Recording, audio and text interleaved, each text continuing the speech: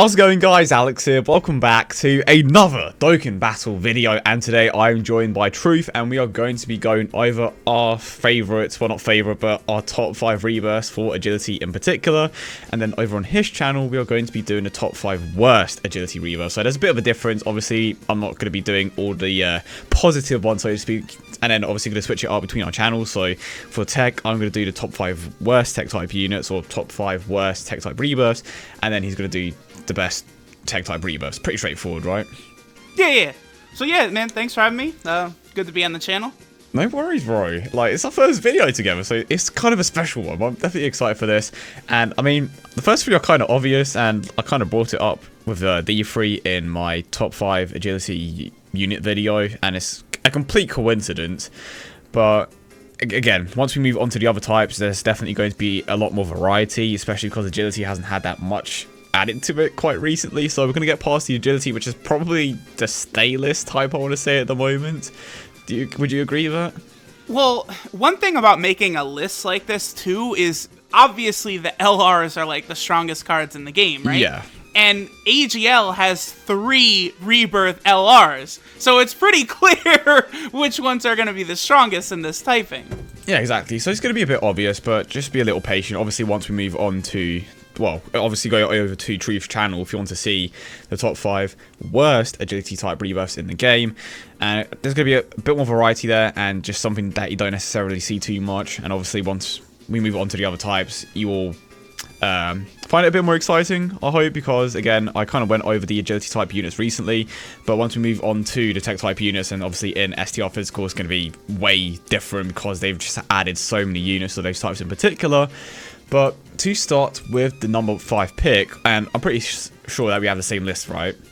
Yeah, we definitely do. Yeah, we have the same list. So initially what we were going to do is have our own list for our top 5 rebirths, but because we have the same list, it's just going to be like, okay, I mean, might as well go with the exact same thing.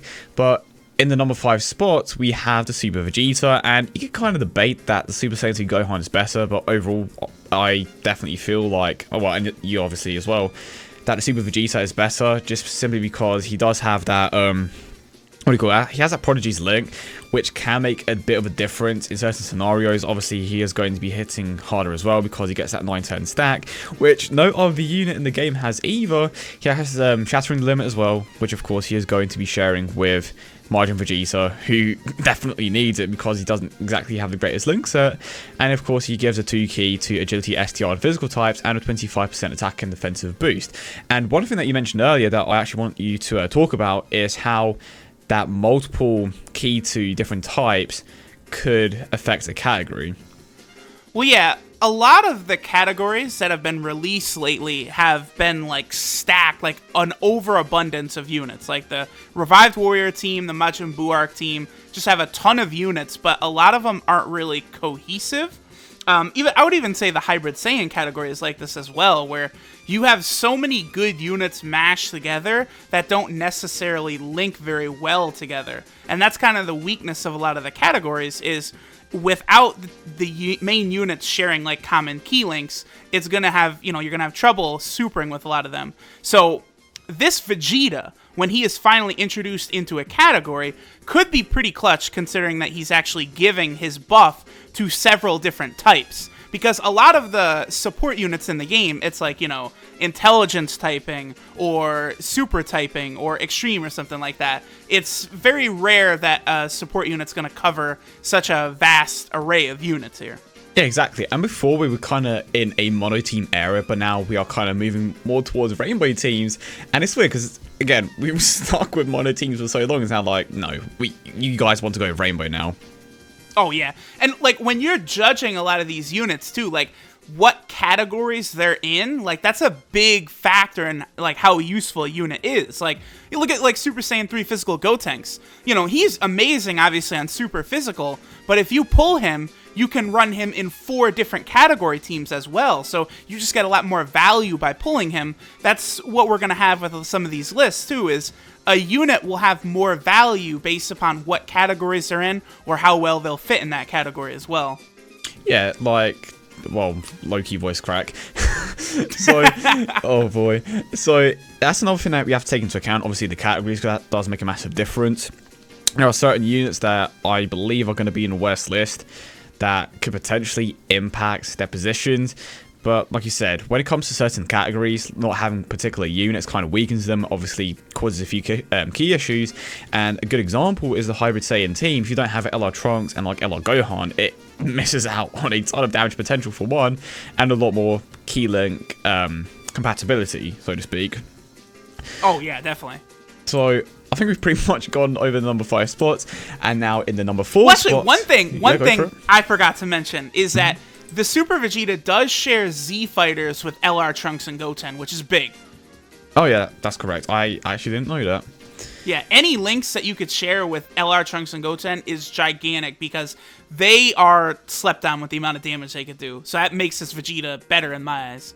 Yeah, because, and again, it comes back to certain units. There are certain situations where a few of these units could potentially be, well, I'll say a few of these, where some units could be better than others, but most of the time, it's going to be like this because of just the way they are currently, you know? Yeah. And when I'm making, obviously when we make these videos, we always tend to talk from an optimal standpoint just for the sake of, like, accuracy and such, but obviously, like I said before, there are certain situations where the positionings of certain units can change, and this was a prominent point in my top 5 agility video. But moving on to the number 4 spot, and it's always weird when we talk about support units, because support units were kind of frowned upon in the 70% meta, so to speak, and obviously the hero meta as well, because people just tended to run units that hit harder instead of support units. But I definitely felt like support units were definitely underrated. But when it comes to a list like this, it's like, do you prefer the support unit that increases the attack of your other units, or do you prioritize just another hard hitter? But honestly, I think this is kind of a no-brainer, along with the Vegeta as well. In the number 4 spots, we have the Bardock, who's honestly pretty good. Before, he wasn't that great. All he did was give the key to agility and STR types. He has a somewhat decent leader skill. He gives 30% stat boost to agility and STR types, and obviously free key as well. So if you don't have that great of an agility type lead, he is a somewhat decent replacement. Obviously, if you pair him up with Super Saiyan 4 Vegeta, that is 150% stat increase to your units, which is essentially almost equivalent. That's actually more than equivalent to a double Super Vegeta lead, but obviously you are missing out on the great lead, which is Super Vegeta and Super Saiyan 4 Vegeta. But it's a good lead skill nonetheless. He greatly raises his own attack and causes supreme damage, gives 2 key to agility and STR types, and obviously the biggest thing about the card is a 30% attack boost. And I don't know if you have his card up right now, do you? Yeah, yep, I'm looking at him. Do you want to talk about why his link set is so damn good? Yeah, so especially when you're looking at support units, I feel like you always want to look at how well they'll impact like your strongest unit. Yeah. So, for example, this Bardock is, I would consider, best friends with Majin Vegeta because they share, Saiyan Warrior Race, which isn't that much, that's only 700 attack, but they do share Saiyan Pride, which is 15% Shattering limit attack. as well. And Shattering Limit, which is 2 key. So you factor in those along his passive, and Majin Vegeta, like, what is it? That's 45%. Yeah, that's a massive increase. Oh, yeah. For Majin Vegeta? Yeah. Do not overlook these small links. And he also shares Saiyan Pride with Super Saiyan 4 Vegeta. Yup.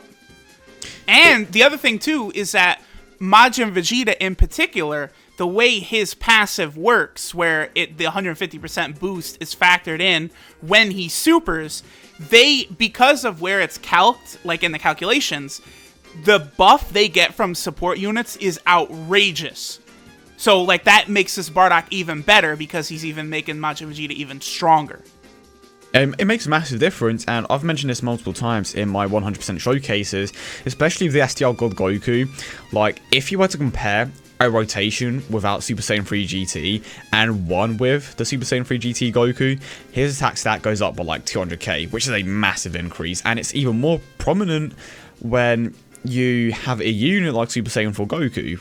His attack stat goes up by such a large amount, and it's ridiculous how much of an increase these support units actually give. And I'm glad that they've started to push support units a bit more, because obviously now you have someone like the 40% support units, which are obtainable from the type banners, and of course you have the best support unit in the game, kind of, Kid Buu, who gives a total increase of 50% to attack and defense. But the only issue with that unit in particular is that he does have that 80% restriction, and I mentioned this in my video earlier with Miro, that if he ever extreme Z Awakens, if they maybe reduce that restriction to like 60%, he is going to be an absolute beast. Oh my god, yes. Yes, 60% with that buff, he would become unbelievably good.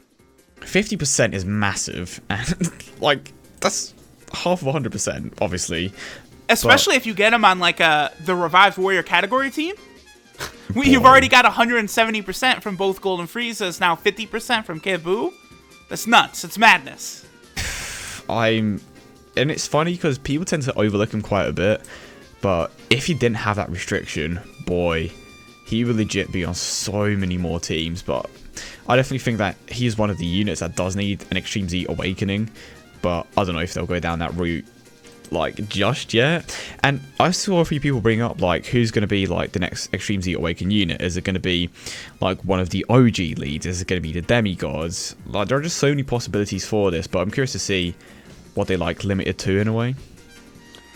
I kind of get the feeling that they might start with like the 5 OG leads, you know, the In Ultimate Gohan, SCR Broly, the Full Power Frieza, and Cell before they move on to others. But like so many units, like they only need like a small tweak and they'll be very relevant again. But I think we've pretty much said our piece on the Bardock. Just incredible unit. They did not make a super attack farmable, did they? Well, okay. It's somewhat farmable. It's like a 5% chance. You can call it farmable if you want, but yeah, you can get the rare Bardock, and then if you Z-Awaken it, it's a 5% chance at that point. People like, wow, I'm on a Dokkan Ricky right now, and I clicked on his card, it doesn't even exist. Oh, never mind, it does. But I think the drop rate for that Bardock is pretty bad, too. Like, a lot of those old events, the drop rates are not good. Yeah. So I don't know how viable of a farm it really is. I mean, if you want to get into Super Attack 10 for the sake of Super Attack 10, go for it, but I wouldn't recommend it. But he does have that greatly raising attack for one turn, so I'm curious to see how much Super Attack 10 would actually make. You know how much of a difference. Yeah, that's a 50% buff. That's nothing to sneeze at. So, I mean, if you if you want those Bardocks, there you go. Right now, Yikes. In the third slot, this is LR territory now. We have the newest LR, Tien and Chaozu, and I still haven't used it. I probably should start grinding the World Tournament, but their leader skill gives a 100% attack and defensive boost to all types, so nothing completely special, but 12 key to 17 key, colossal damage, and has a rare chance to stun. And then the 18 key causes mega colossal damage and medium chance to stun. And does it say here the percentages? No, but rare chance tends to be around 10 to 20%, and then medium 20 to 30. I believe that's the ranges. Is that correct? Yeah. Okay, one thing we did learn recently, they were actually able to get into the database and find the true percentages, is that they don't always use the same percentages with the same wording.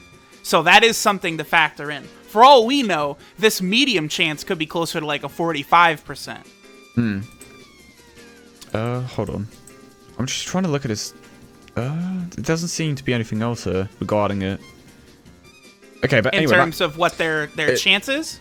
Yeah, because sometimes it's higher because I think you mentioned this, for Super Saiyan 4 Gogeta as an example, his counter chance is 70%. But generally, it's like, for a high chance, it's 50%, but that should be like a great chance or something. That's like a step up from what it normally is. But I think the biggest issue with Tien and Chaozu is that they have a flat-out increase, but it's not so bad because they do have mega colossal damage. But attack plus 10,000 key is 8 or more, defense minus 10,000 when key meter is 11 or more, and then 10,000 attack to attack and defense. Well, 10,000 to attack and defense when key meter is 14 or more. So overall, they get 20,000 attack and defense. Is that correct? Yeah. At the end of it, if you get above 14 key, they'll get 20,000 to both. Yeah, but I think the biggest drawback is the fact that they don't necessarily have the greatest, like, attack links, which, I mean, it's fine, it's expected, they aren't Saiyans, so they aren't going to get that, but they do have Legendary Power, which, of course, they're going to share with Majin Vegeta and LR Goten and Trunks, Shocking Speed, Shattering the Limits. So when it comes to key links and one attack link, they are pretty solid. They have the major attack links for an Agility type team, which is all that matters, really, but when it comes to their attack links, they drag down slightly, which is something which kind of sucks in comparison to the other LRs, but at the very least they are providing something with their key links. And I feel like if they were, obviously they have bad attack links, right, but if you're going to do that, I think that they should, at the very least, give them a percentage passive just so that they benefit a bit more from the potential system and just hit a bit harder overall. I mean, one factor with this unit, I have not personally used them. I should be able to get them soon after the tournament is over, but they actually share Z Fighters, Shattering the Limit, Shocking Speed, and Legendary Power with LR Trunks and Goten. So they're going to give each other 4 ki, 15% attack, plus another 5,000 attack. So I'm very curious to see like how this unit and LR Trunks and Goten will fare when they're directly next to each other. I mean, because the thing about LRs is their stats are already so high that they usually don't take a lot of damage. But, you know, you give him another 20,000 from his passive, and I think he'll be able to defend quite nicely. So, in terms of a weakness for this unit, I mean, I would actually say he's, like, well, I say he, but it's, Tien and Chaozu. No one cares about Chaozu, though. No. I'm actually disappointed that the Ultra Super is not Chaozu blowing himself up agast Nappa, to be honest. I was hoping for that. And then you have, like, the Tien with one arm using the Tri-Beam. That would have been sick. Oh, that would have been so good. But yeah, I actually think this unit is way better than people give it credit for. It's just, in order to kind of draw out the true potential of it, you do have to have them linked up with LR Trunks and Goten. Because otherwise, you're not going to get a lot of these links active. And it goes back to what we said before. There are certain situations where these units can perform a bit better than others, and it just comes down to what you personally have in your box. So, yeah, LR Goten. He is on this list if you haven't guessed it yet. But Tien and Chaozu, overall, I think they are pretty damn good. When I first saw them, I wasn't, like, necessarily, like, that hyped about them. But for what they are and how you can obtain them, I think they're pretty solid. Yeah, when you consider how easy it is to get them, I would say they're better than I could have hoped, honestly. Yeah, exactly. And you can't complain about a free LR, right? Wait, Vegito Blue, what? Oh, hey, he's good. He is good. I'll die on that hill. He's good. And I just want to confirm, because I think a few people didn't see it. I was not bashing Vegito Blue, even though it did seem like that. Okay, I went over it in a tweet, which I'm going to actually put it in the comments. I wasn't bashing the dude. Okay, I'm just gonna put that out there. So. Well, you know what? No, I was. Fuck Vegito Blue. Fuck him. Oh. It's like, he's good. He's good. He is good, especially for a free unit. Guys, you have to understand that this man is a free unit and he has the potential to outdamage every single unit in the game, including the summonable LRs. Like, if he gets counters, yeah. If he gets counters, even so. It does seem like a bit of a stretch, because he'd be too good. Yeah. He'd be like, too good. Bro, imagine if he just has multiple super attacks, like... Well, considering physical Vegito Blue has no buff to his attack whatsoever with his additional, so what's going to happen with STR Vegito Blue? I don't even know. I don't know. I think it's wishful thinking for additionals or counters. He'd be too good. Too good. Yeah, but I think we're beyond the point of having something balanced, so we'll see.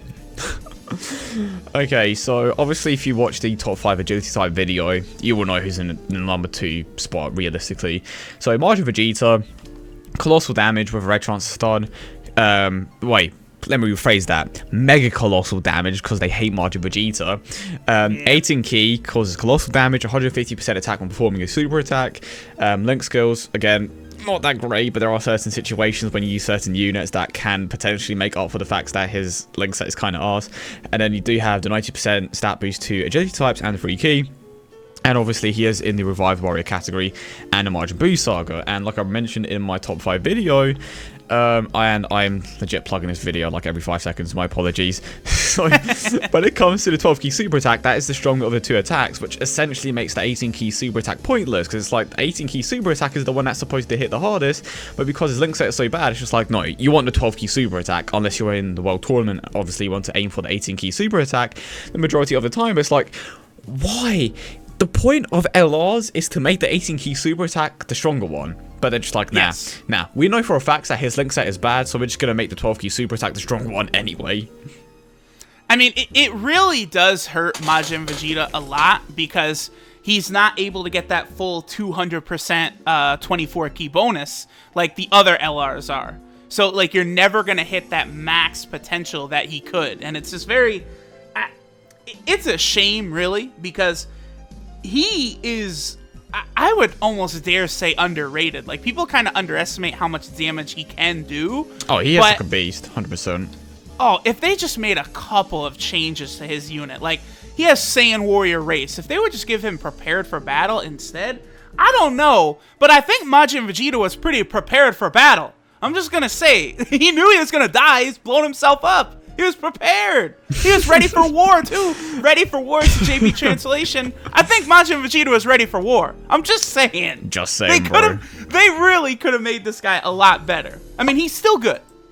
I don't know where that issue is of, like, just giving, like, not giving over in the Flash units prepared for battle. Like, come on now. I don't know.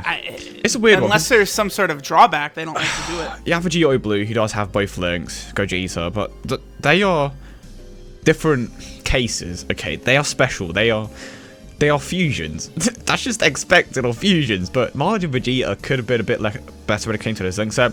Again, I'm not bashing Majin Vegeta because he is an absolutely incredible unit. He's the second hardest hitting unit in the game, if I'm not mistaken, when it comes to the legendary rares. Am I correct in saying that? No, it's LR Gohan. I think Majin Vegeta is third. Yeah, I believe so, yes. No, I think he's fourth. No, it goes LR Broly because of how overpowered the Revive Warrior category is. Second, LR Gohan. Third is LR Goten and Trunks by like 40 or 60k. And then, yeah, Majin Vegeta in the fourth slot. But it just shows you if his 18 key super attack was stronger, he would be above that. Oh, yeah. One other thing to point out with him, too, is that, you know, he is actually like an optimal unit on both the Buu Saga team and the Revived Warrior category team. So easily. There's several places where you can get a lot of use out of this card, and he's definitely deserving of being not only the second best AGL Rebirth, but like the second best AGL unit overall too. Exactly. I mean, there's not too much that you can fault about him. Honestly, the only real faults with him is that he doesn't have the greatest key links, and his 18 key super attack, unfortunately, isn't, you know, what it could have been, Mega Colossal.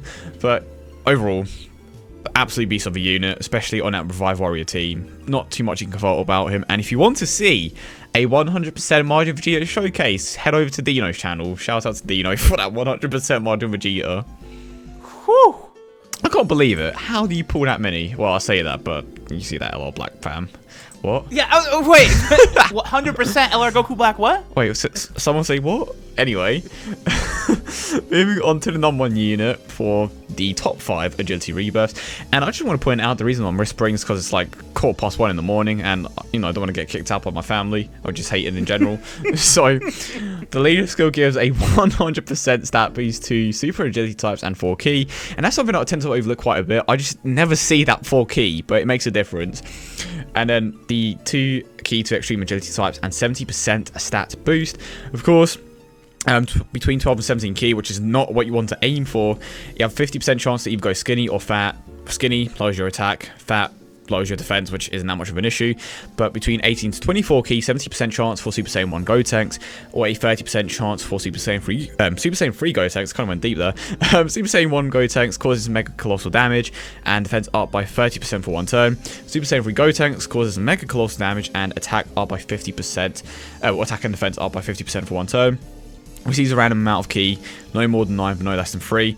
Attack up by 120%. He doesn't have Super Saiyan, but doesn't really matter when he's getting these massive increases.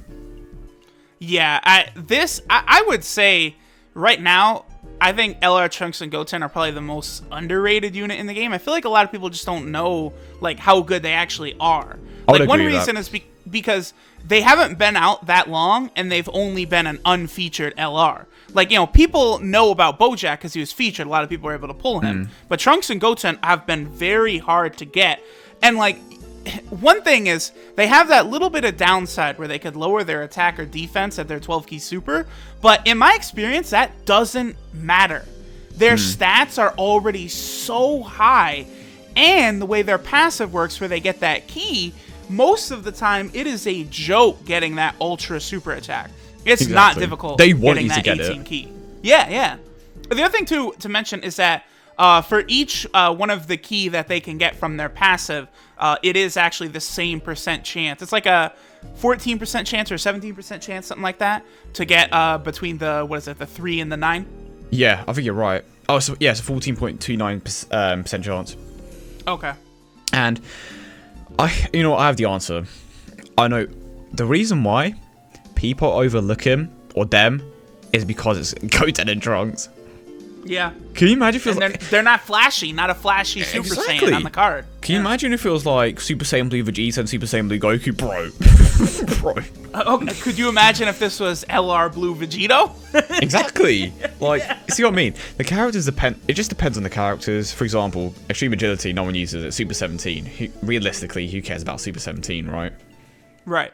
So, I feel like Bandai can sometimes make bad decisions when it comes to certain units, but overall, it just comes to the facts that, it comes down to the facts that you're kind of sent this unit your way, and it's just like, oh, okay, well, for one, it's unfeatured, and two, it's two characters that I don't necessarily like, so I'm just going to forget about him, until I pull him, of course. But I definitely think they are underrated, honestly. When I first looked at him, I didn't think he was like, he was good, but he wasn't like that impressive to me. But after looking at this card in particular, for quite a while, I'm just like, okay, I want this card. I want this card in my box. He's great. Yeah, actually, that reminds me of one more thing, too, is that obviously when you pull Trunks and Goten, they're actually Mighty Mass. So yeah, you can farm their super attack from the Mighty Mass Super Strike event. But that also is another reason we forgot to mention why Majin Vegeta is the most shafted, pullable LR. He's the only one that doesn't have a farmable super attack. And if I'm not mistaken, I think I am mistaken. I was about to say he's the only one that you can't use as a Transcendent Ultra Rare version, but you can't use Trunks either. Rip. Yeah, or Gohan. You're right, but you can use the just regular Super Saiyan. But he's not. True, that is true. He's not that great. But the reason why I bring that up is because I kind of just thought of the picture of the whale that has a 100% Super Saiyan Gohan, 100% LR Gohan. It's just like, how? It's ridiculous. Hey, well, some listen, of these JP guys. The Christmas banner. Who else is going 5,000 zones deep? Let's go. Oh. Let's match these Japanese whales. Let's get them. I have no words. I have no words. You're gonna catch me with my 300 stones, fam. Yeah. You can tell who's the bigger whale here, kind of. I don't know. Maybe. What? No. I don't even... Listen, man. I don't even have LR Broly. I'm nothing. Oh, look at you. You don't have LR Broly? Wow. I'm the only person who doesn't have him on either version. Look at you. And you call yourself Everyone's got him on at least global. That's true. To be fair, he was featured. Well, wasn't he featured on both versions? He was. Yeah. Well, I didn't go for him was. on JP. Yikes. Oh, yeah, you told me about that, bro. Well, he was fake featured on JP, though. Yeah. So it kind of makes sense, and low-key I need to pee here, so I hope you guys enjoyed the video as always, and if you did, don't forget to leave a like, subscribe for more. Go ahead and check out Troops part 2 essentially, which I'm hopefully going to record after this, but we'll see. But yeah, I hope you guys subscribe to Troop as well. Yeah, thanks for having me, bro. No worries, bro, and I'll see you all in the next one.